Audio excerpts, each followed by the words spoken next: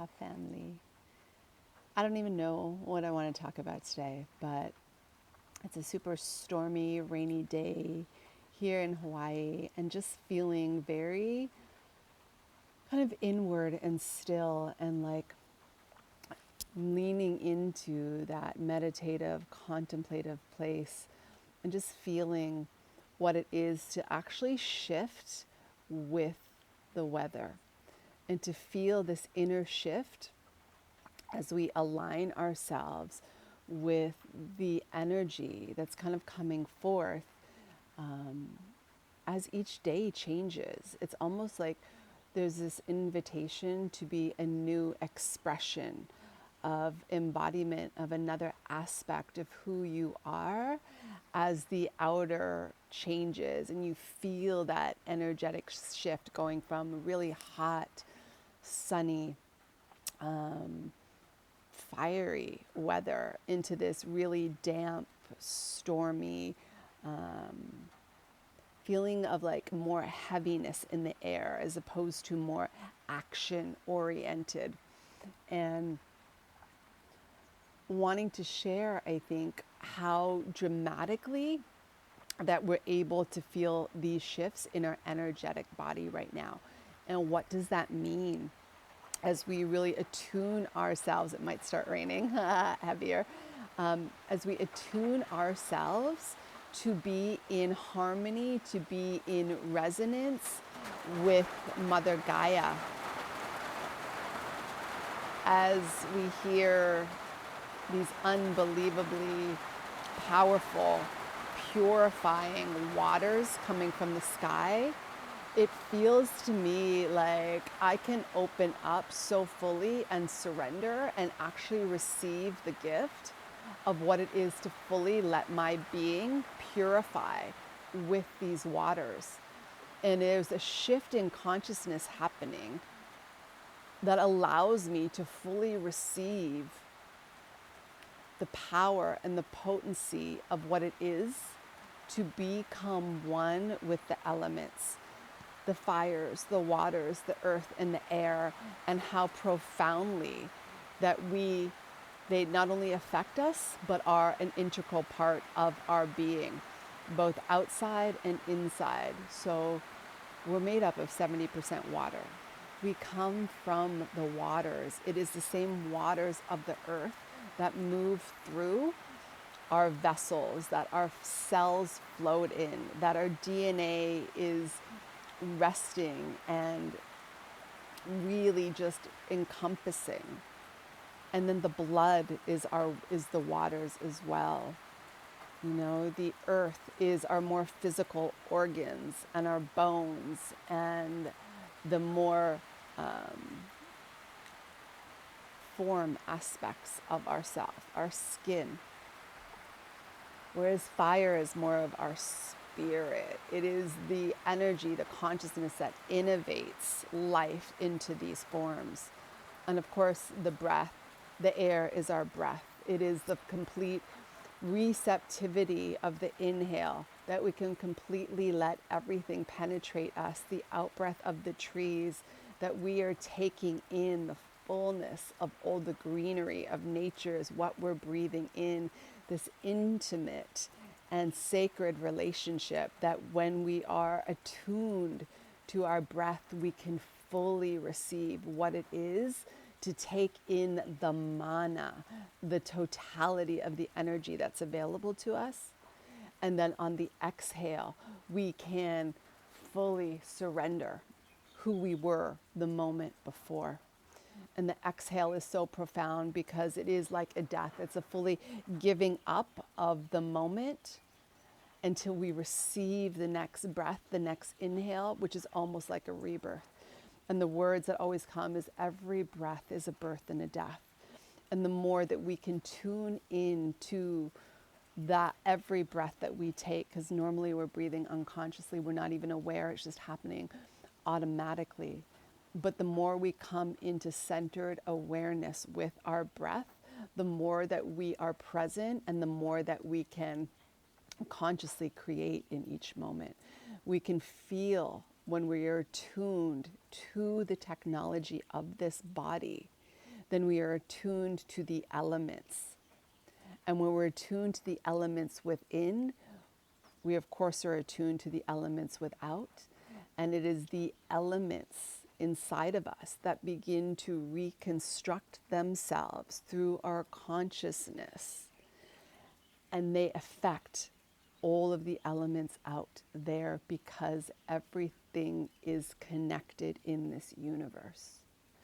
And when we really begin to realize that, when we begin to really understand that we are creating from the elements in our body, the intelligence and the technology that these bodies truly are, and when we begin to unravel the magnificence of that, we truly become the alchemists or the architects of our inner reality. And when we're architecting our inner reality, it has a direct resonance through the connection with the outer world. As above, so below, as within, so without. You cannot separate the two. And the more that we understand this, both physical, etheric, and vibrational space of creation, this is when we truly step into that space of being conscious creators. We are all conscious creators. We are gods in form, playing at remembering every single thing that we have forgotten. And what stands in the way of our remembering all of the ancient technology inside of us is our wounds, is our traumas, and is our fears. Which is why the more that we face off with the depth of our fears and our beliefs and our conditionings and begin to dismantle them, that our remembering just naturally takes its place as the forgetting, as the veils begin to dissipate and dissolve, and in its place arises the remembering and the empowerment and the stepping into a brand new expression from a place of knowing in our hearts that we are here to return to love.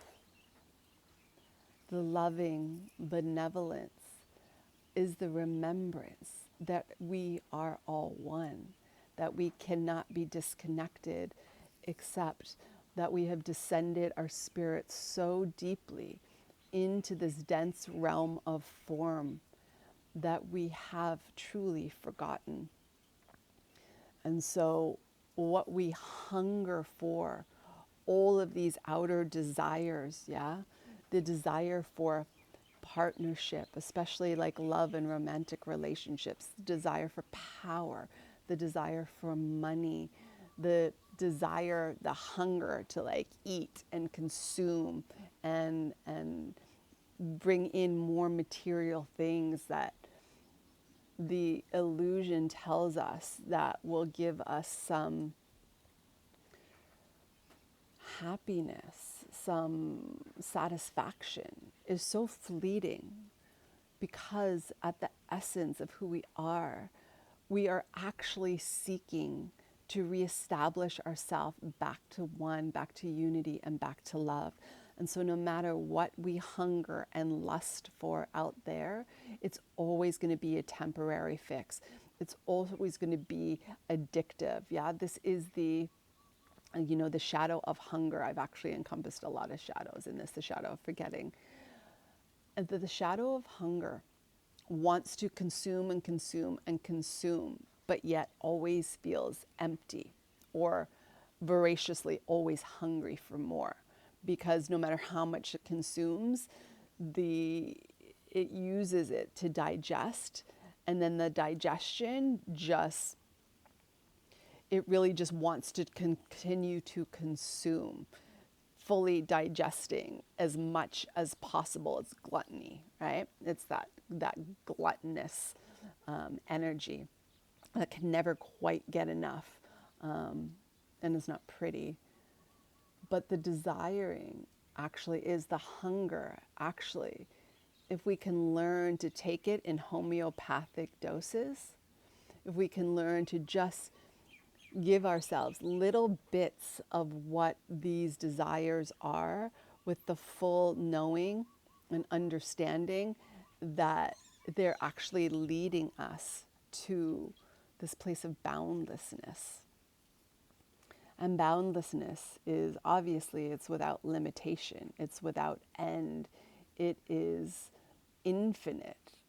And that is the city, because our souls, our beingness as creators is eternal. And so we have been playing on this game, this Maya, this illusion of wanting to satisfy the hunger of our physicality that leads us to feeling extremely empty.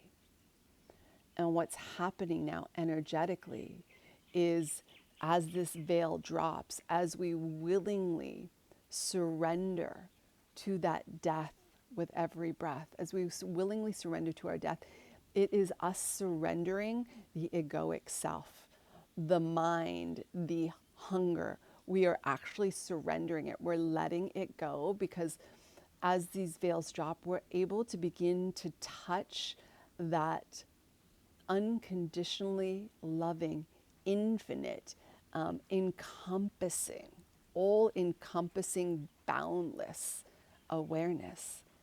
And we're beginning to feel that we are everything that we cast our eyes upon. I am that tree. I am this rain. I am that beautiful flower. I am that bee. I am that bird. And really this visceral feeling of allowing our consciousness to shift beyond any boundaries into that limitless, liminal place where we find out who we truly are. I'm allowing all of this to flow through, and so I'm hoping this is making sense. We are moving into this very multi-dimensional space, yeah? And we are having the ability to choose where we want to play with our energy. Where are we placing our energy? What are we putting it in? To learn how to become masters of the frequency that we're holding, because the frequency that we're holding will be the realm that we're playing in at the moment. And when you understand that your frequency can shift and play in all of the realms that are part of your boundless awareness, then you begin to consciously choose where to put it and where to place it, because of the experience that you want to create within. And so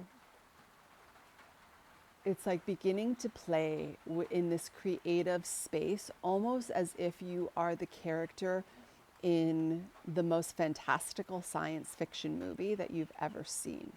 Science fiction is actually spirit transmitting some of the absolutely exquisite powers that lie latent within us. And the reason we resonate so deeply with both science fiction and superheroes is because there's an aspect in our DNA that remembers that we are that. So we watch these films and we see these heroes and we see the ones that are saving the world, and we think that it's out there. But the biggest revelation is that you are that, and that to step into that remembrance feels so much bigger than you believe yourself to be. And therein lies the biggest crux, the biggest lie ever told, is that you are not that all powerful. And so when you look inside yourself and you see what comes up, when you think of yourself as an infinitely vast creator God, watch all the things the mind says to you to try and make you small, to put you back in your little box and all the ways that you don't feel worthy of even empowering yourself to believe that you are that. And this is not a game of the ego to tell people that you're a god and a creator. This is a visceral knowing in every cell of your body that is it's so majestic and so loving in that space. There is no ego about it. There is nothing that wants to claim that and espouse that to everybody out there. It's your own heart's knowing that you are so vast and you have the power to create exactly the reality that you wish to experience and live in. And this is the essence of our awakening right now. To come back to the mastery of the royalty that we are throughout these cosmos, which is why we are being watched as we remember. We are being observed as we remember by aspects of us that we would perceive in the future. This is a massive unraveling that we are moving through right now. And if you say yes, you'll have the opportunity to become and remember yourself as a living, breathing deity.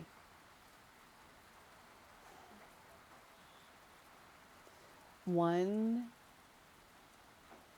that only wishes to create from this place of unconditional love.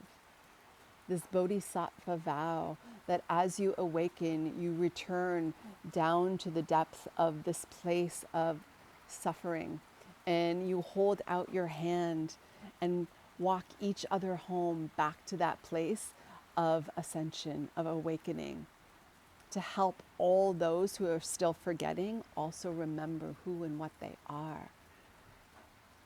So as I sit and contemplate on this rainy, stormy day, really grateful for having this time to be still and just receive what these purifying waters and this abundantly prosperous earth is gifting me with. I just desire to share what's moving through my heart right now and to let you know that you are doing it perfectly, that there's nothing wrong with you, that you've never been the small being that you believe yourself to be. You've just been playing in a realm, in a box, in a cage that's been conditioned, but you have the keys now to open the door and set yourself free and fly and soar as high and as vast as you want to. So if you're holding guilt or judgment or shame or unworthiness, really look at what wants to be released from your body, that you don't have to hold that anymore, that you truly can, with every breath, be a birth and a death, to let go of all of those beliefs and to surrender and to die and to be born again anew with full remembering, full seeing, an open heart, and a magnificent frequency that each person, as they rise to remember, the cities of light will rise again. And it's magnificent because I've seen it. And so will you, if you allow yourself to. Have a beautiful day, my loves. And be still and breathe into that peaceful place inside you. The place in the center of your center that is still, that is peaceful, that is silent, and that is expansive, so far beyond what your mind can even fathom. And rest there, in the arms of beloved. Rest in the center, rest in your home, and rest in your heart. I love you.